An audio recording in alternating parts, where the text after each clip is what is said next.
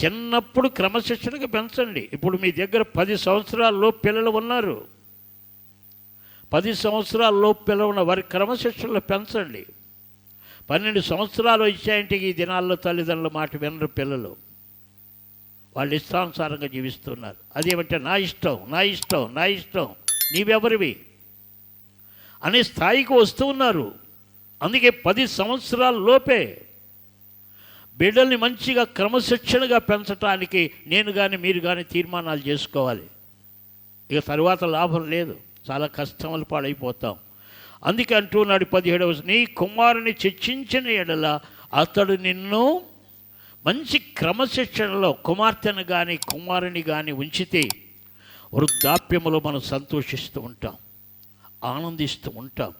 ఈరోజు వృద్ధాప్యం వచ్చేవరికి బిడ్డలు తల్లిదండ్రుల హృదయాల మీద కుంపట్లయిపోతూ ఉన్నారు, దిగులుతో ఉంటూ ఉన్నారు, వేదనతో ఉంటూ ఉన్నారు, అనారోగ్య పాలైపోతూ ఉన్నారు, చివరికి ప్రాణాలే విడుస్తూ ఉన్నారు. దుర్గుణాల్లో వాటిలో చెడ్డ వాటికి బానిసలైపోయారు. నీవు చెప్పినా ఎవరు చెప్పినా వినరు. ఇక దేవునికి అప్పగించండి, మొరపెట్టుకోండి, ప్రార్థించండి. ఇక దేవుడే చేయాలి అద్భుతం. ఆయన చేయగలడు. దొంగలను మారుస్తూ ఉన్నాడు, అంతకులను మారుస్తూ ఉన్నాడు, త్రాగుబోతులను మారుస్తూ ఉన్నాడు, వేశ్యలను మారుస్తూ ఉన్నాడు. అందరినీ మార్చగలిగిన శక్తిమంతుడు ఆయన తప్ప ఇక నీవు నేను ఏం చేయలేం. అందుకే ప్రార్థన చేయాలి, చెడిపోయిన వారి కొరకు ప్రార్థన చేయాలి. దిగులు పడుతూ తలలు బాదుకుంటూ కూర్చుంటే ప్రయోజనం లేదు. ఎందుకంటే మనం చిన్నప్పుడు మనం తెలుసుకోవాలా యేసు ప్రభువుని, అందుకే వాళ్ళకి తెలపలా, వాళ్ళు పాడైపోయారు. కాబట్టి ఇప్పుడు ఏం చేసేది లేదు, ప్రార్థన చేయటమే. యేసయ్య పాదాల దగ్గర కన్నీరు గార్చడం తప్ప ఇక చేసేదేమి లేదు.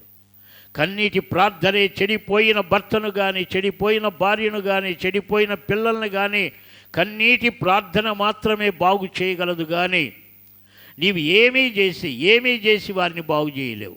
అందుకే దిగులు పడుతూ కూర్చుంటే ఎలా, బాధపడుతూ కూర్చుంటే ఎలా, నీవు చేయాల్సిన చివరి ప్రయత్నం కూడా చేయకుండా. అందుకే కన్నీరు కారు.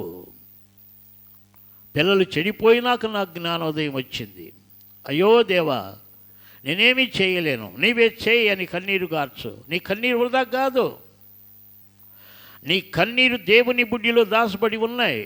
నీ కన్నీరు కవిల పుస్తకంలో దేవుడు రాస్తూ ఉన్నాడు. ఒక రోజుకు అద్భుతం చేసి తీరుతాడు.